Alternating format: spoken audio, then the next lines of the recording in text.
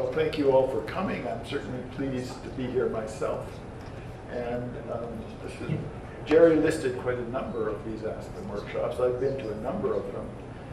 And it's nice to have the sort of the memory of some of these installed in Jerry's head, some of which I couldn't quite remember, because some of which, of course, I didn't attend.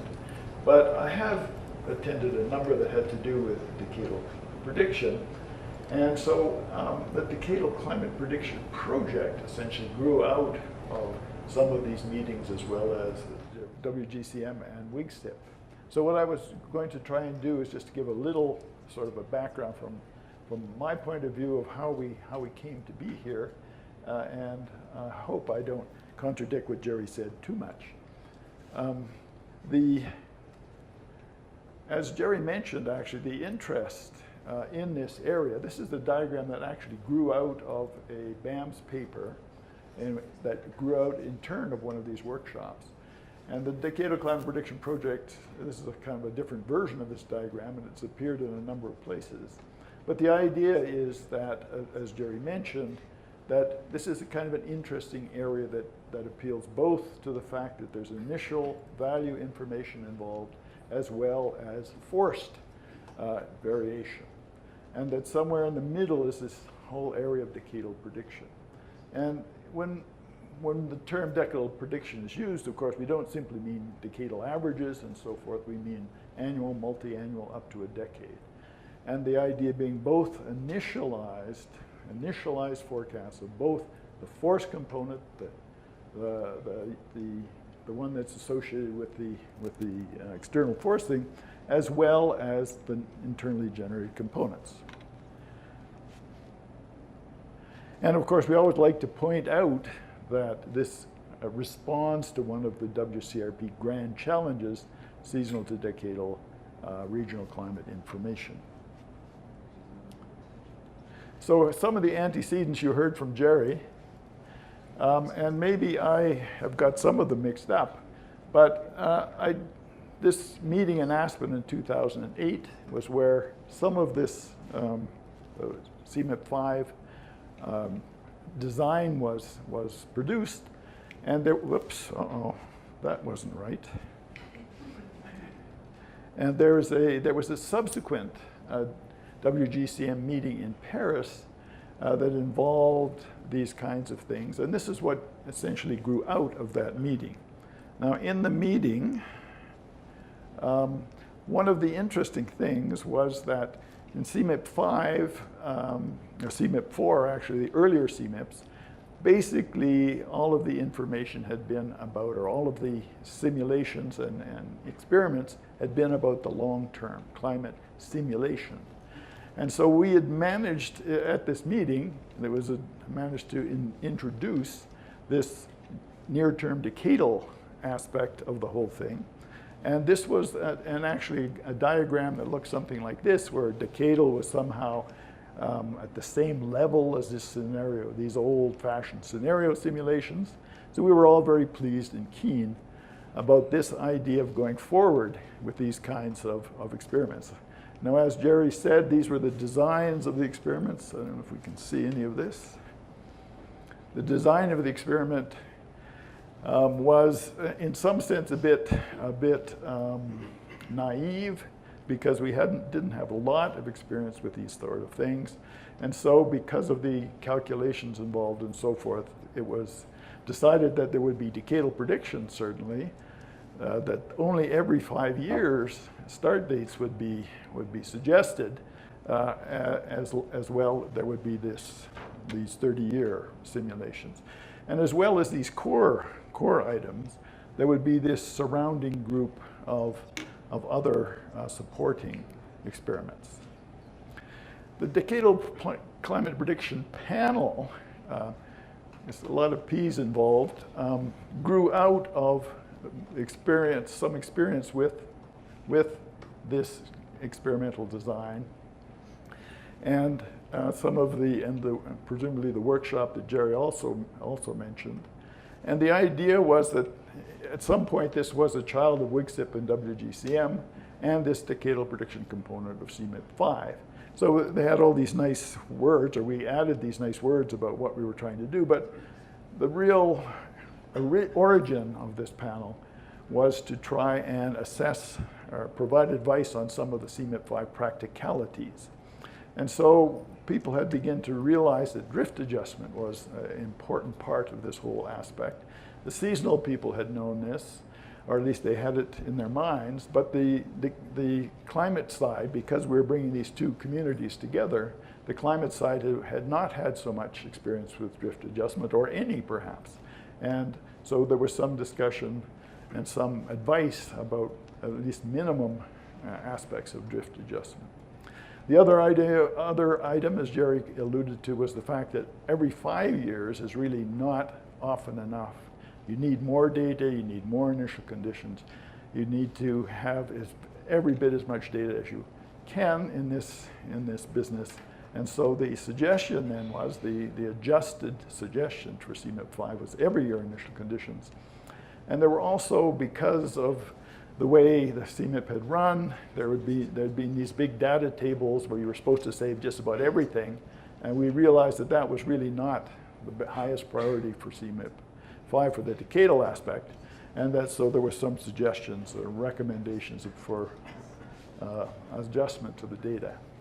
The panel has done a number of other things. The panel sort of existed since then and has done a number of other things. It helped organize this workshop, international workshop on seasonal to decadal prediction in Toulouse, which, as you can see, was very well attended. It was a very pleasant and helpful workshop, I think. CMIP-5 decadal prediction component has had a number of positive effects. It's certainly, I think, helped increase interest in the area. There's been a lot of investigations and publications, input to Chapter 11 of the IPCC, and enhanced activity. The whole business of prediction, might in some sense be characterized by a graph something like this, that of course we're interested in some measure of skill. What can we do for the next year to decade? And so if in the simplest minded way, you might look at globally averaged correlation. This is correlation at each point and then globally averaged. And from these decadal, a long sequence of decadal predictions, you can at least nominally infer both the actual correlation, this dashed line, and a potential correlation. The correlation that you could, or the skill that you could get, correlation skill you could get if your model was predicting itself. This is predicting the real world, this is predicting itself.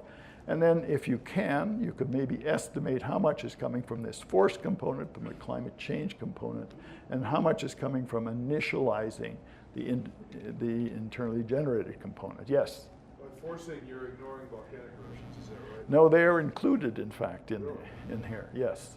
Now this is the average over all of the 30 plus years of individual forecasts. And the volcanoes are part of the forcing. But if you had a volcanic eruption, your skill would be quite different. So you're just it wouldn't be quite different, but it would be somewhat different. But when the forecasts are made, I mean, this is perhaps not the introductory part, but when the forecasts are made, the forcing is specified for the model, including its evolution. This evolution over 10 years is not very dramatic, except possibly for volcanoes, in which it has some effect. Averaged over all of the forecasts, this will give you a slightly enhanced skill, but not dramatically so. All right, we can talk later. Yes, okay. These are uncast forecasts. So given the actual volcanic eruptions that took place, Yes. if there had been a lot more volcanic eruptions, it would look different. Yes. But they're not true forecasts. So wouldn't it be better to separate?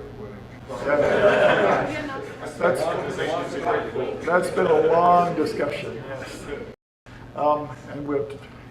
So anyway, if you can, you could separate. You can estimate at least some effect from the external forcing and from the internally generated component. And then one of the interesting questions is, does this difference between what your actually skill you get and the potential skill, does it give you some hope that that you can do a better job? Which is why we all keep working on this.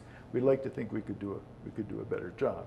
So there's all sorts of, as we mentioned, there's local predictability and skill.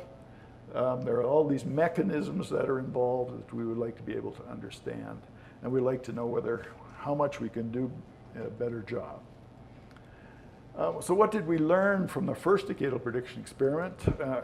As we said, we need a long sequence of ensembles of historical forecasts with lots of start dates, drift adjustments, statistical stability, historical skill, calibration of forecasts, and so forth. We do have some multi-annual skill for temperature, perhaps some for precip, but not a huge amount. Initial condition skill dominates for several years, and then forced skill interposes and so forth. And if you look at the geographical distribution, there's quite a difference. So there's still lots of work being done, but all of this led the DCPP, the Decadal Climate Prediction Panel, to propose the Decadal Climate Prediction Project. And then this has been proposed, a part of CMIP 6, which we'll hear about.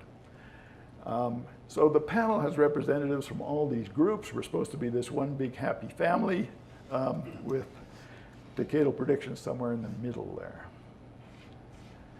The project, as designed, has these three components, as Jerry mentioned.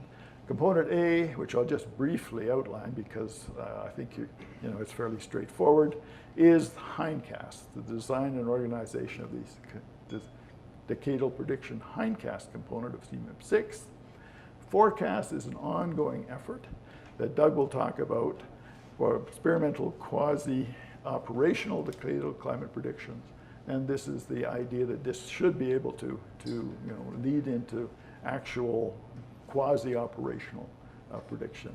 And component C, as we've heard, is why we're here in a sense.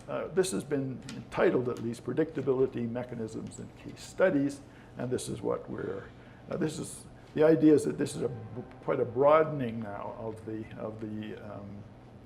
earlier CMIP effort to include these activities rather than just making decadal predictions. This is what component A consists of, essentially the ensembles of 5 years at least, but much preferably 10-year hindcasts with coupled models, of course, start every year from 1960 to the present.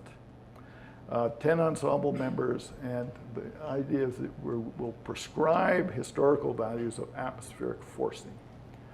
So this is quite a computationally intense effort, but this is really, we can compare our results with past efforts and hopefully better initialization, better forecast systems will allow us to improve our skill. And of course, this does also produce a large body of data that people can analyze to their heart's content. And the second priority is to have ensembles of historical climate simulations, the idea being that we can look at the difference between the two and decompose to some extent the skill that is attributable to the forcing and the skill that's attributable to the initial conditions. Sure. Yes, I'm almost done. There is a very important data aspect, and this is one of the reasons why CMIP 6 is very important. And CMIP 6, of course, is specifying many of the data aspects, how this data will be handled, the fact that it will be available via the Earth system grid, and so forth. And this is also, we hope to hear something about here. We did produce a set of data tables. I won't go into that. So where are we with the DCPP and component A?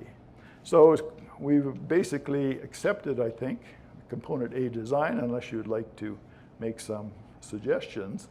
We have this tiered and constrained data table. Component B, I think, is basically understood, and Doug will talk about that. We did have a earlier meeting this year in February, where we did some review and also modified and drafted some component C specifications, and then of course now we're going to look at the latest results, review the status with this special attention, as Jerry has said. So the timeline is, of course, the final design for component C this week. So we're looking to gather all your brain power and your knowledge And we'll then modify and adjust our DCPP specifications for Component C, and then CMIP will presumably endorse all of this. And of course, we're still very, very much interested in how CMIP is going to handle the data and other aspects. So that's it, if I can answer any questions briefly. Apparently not. Do I understand you correctly? You're planning to have a start year every year of every month, or just a Start date every year, once every year, 1 month of every year? before January 1st every year. So how is that going to be helpful if people are interested, say, in predictions of Arctic sea ice, where it's very important a particular year and they were to initialize? There was a suggestion which I kind of brushed over to start in November, so that you would have a December, January, February seasonal forecast, or even longer. But there is no intent. It's not a seasonal prediction project in the sense that we can afford to start every month. So this was the compromise. Yes? I thought it had been changed every single year. Well, that was not a change as such. This was a, what's the right word, I should say? It was a compromise because we didn't want to exclude any group that just couldn't do it every year, and we felt that would still be useful if it was every second year, but the primary suggestion is still every year. So, just quickly back to John's question on that one. I know this is all set, so maybe it's not the time to ask this, but what about every second year at 2 different seasons? I mean, Mike, hearing John's question, some of these models have biases really that are phase locked to the seasons, and I just wonder how much impact that will have always starting at the same time of the year, if I understand correctly. we don't know, in fact, because to produce this long sequence of decadal predictions, we can't tell. Of course, you can look at seasonal predictions if they're made with the same kind of model and so forth. And this is often the case in this business, that people will just extend their seasonal prediction out even longer. And in that case, you can get some sense of it from the seasonal aspect of it. But we just can't, it's hard enough to convince people to adopt what we're suggesting without trying to parcel it out any more than that, I think. One last question. So it's not really prediction if you're including volcanic eruptions that can't be predicted. Yes. So is that the reason for Component C to try and sort of separate that? Component C is, we do have actually, I didn't go into it in Component A, but we do have another lower priority possibility in Component A, which would suggest doing the pure prediction experiment, which would be that if you do, you would not know anything about a volcano in the future. But there's been a lot of discussion about how to treat this external forcing, especially Of course, the other thing volcanoes. is, given a volcanic eruption, what can we predict for the next season, next year, or next couple of years? So that should be, let's assume we have one. Then what can we say about it? Yes, and this is part of component C. That's